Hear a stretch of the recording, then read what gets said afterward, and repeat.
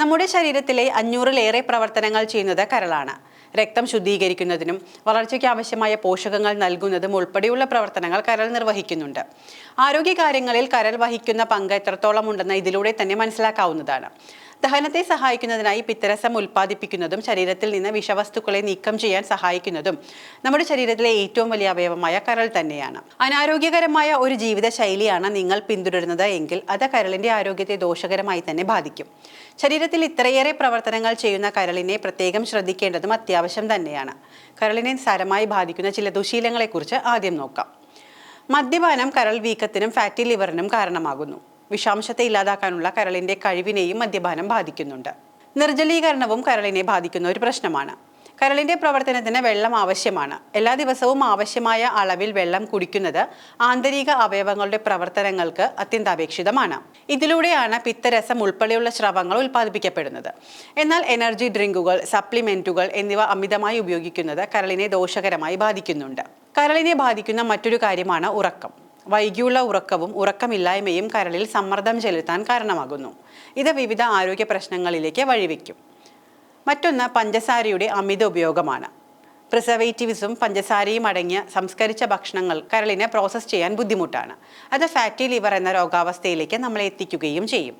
വ്യായാമക്കുറവും കരളിന്റെ ആരോഗ്യത്തെ ബാധിക്കുന്ന ഒരു പ്രശ്നമാണ്. വ്യായാമമില്ലാത്തവരുടെ ആന്തരിക അവയവങ്ങൾ കഠിനമായി പ്രവർത്തിക്കേണ്ടി വരും. ശരീരത്തിലെ വിഷാംശങ്ങളെ പുറംതള്ളുന്നതിനും ഇത് ബുദ്ധിമുട്ട് സൃഷ്ടിക്കുന്നു. ഇൻസുലിൻ പ്രതിരോധത്തിനും വ്യായാമമില്ലായ്മ കാരണമായി മാറും. ഇതും ഫാറ്റി ലിവർ സാധ്യതകൾ വർദ്ധിപ്പിക്കുന്നുണ്ട്. ജങ്ക് ഫുഡുകൾ ശീലമാക്കിയ ആളുകളിൽ പഞ്ചസാരയും അനാരോഗ്യകരമായ കൊഴുപ്പുമൊക്കെ അടിഞ്ഞുകൂടാൻ കാരണമാകുന്നുണ്ട്. ഇത് ലിവർ സിറോസിസ്, കരളിലെ ക്യാൻസർ എന്നിവയ്ക്ക് വരെ കാരണമാകാറുണ്ട്. ആരോഗ്യത്തിന് അങ്ങേയറ്റം ദോഷകരമായ ഒന്നാണ് പുകവലി. പുകവലി മൂലം ഹെപ്പറ്റൈറ്റിസ്, ഫാറ്റി ലിവർ എന്നീ രോഗങ്ങൾ ഉണ്ടാകാനുള്ള സാധ്യത വർദ്ധിക്കുകയും ചെയ്യുന്നു. ഇനി കരളിനെ ആരോഗ്യകരമായി നിലനിർത്താൻ ശ്രദ്ധിക്കേണ്ട ചില കാര്യങ്ങളെക്കുറിച്ച് പറയാം. നാരങ്ങ നീര് ചേർത്ത് ചെറു ചൂടുവെള്ളം കുടിച്ച് ഒരു ദിവസം ആരംഭിക്കാം. ദിവസവും കുറഞ്ഞത് 6-8 ഗ്ലാസ് വെള്ളം കുടിക്കുക.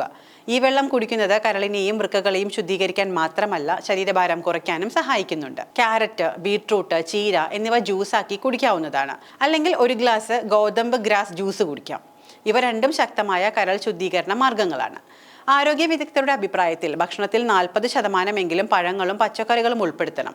കാരണം ഇത് ദഹനത്തെ സഹായിക്കുകയും വിഷവസ്തുക്കളെ നീക്കം ചെയ്യാൻ കരളിന്റെ ശേഷി വർദ്ധിപ്പിക്കുകയും ചെയ്യുന്നു. കരളിന്റെ ആരോഗ്യം നിലനിർത്താൻ ശുദ്ധീകരിച്ച പഞ്ചസാരയും മൈദയും ഒഴിവാക്കേണ്ടതാണ്. സംസ്കരിച്ചതും വറുത്തതുമായ ഭക്ഷണങ്ങൾ ഒഴിവാക്കുക. കാരണം ഇതിലെ പൂരിത കൊഴുപ്പുകൾ കരളിനെ ബാധിക്കുന്നുണ്ട്. വീണ്ടും ഒന്ന് ഓർമ്മിപ്പിച്ചോട്ടെ, ഇതെല്ലാം പൊതുവായ ആരോഗ്യ കാര്യങ്ങൾ മാത്രമാണ്. ഏതെങ്കിലും തരത്തിലുള്ള ശാരീരിക ബുദ്ധിമുട്ടുകൾ അനുഭവിക്കുന്നവരാണ് നിങ്ങളെങ്കിൽ തീർച്ചയായും ഒരു ആരോഗ്യ വിദഗ്ധനെ കൺസൾട്ട് ചെയ്യേണ്ടതാണ്.